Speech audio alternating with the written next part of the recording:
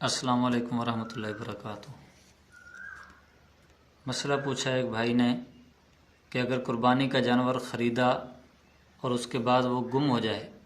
یا پھر مر جائے یا بھاگ جائے تو پھر اس کا کیا حکم ہے؟ تو یہ مسئلہ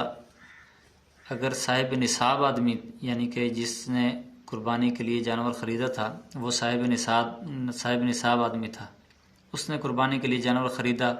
اور جانور قربانی سے قبل ہی یا مر گیا یا گم ہو گیا تو اس صورت میں اس شخص پر دوسری قربانی کرنا واجب ہے،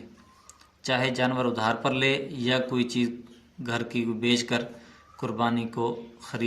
کا جانور خرید کر اس سے ذبح کرے، لیکن یہ اس پر واجب ہے اور یہ وہ کرے گا مالدار۔ وقتی طور پر اگرچہ اس کے پاس پیسے نہ ہو تو وہ ادھار لے کر بھی جانور خریدے گا۔ اگر قربانی کے ایام میں اس شخص نے قربانی نہیں کی تو قربانی کے دن گزرنے کے بعد اس پر ایک متوسط جانور کی جو قیمت ہے یعنی درمیانہ جانور جو ہے اس کی جو قیمت بنتی ہے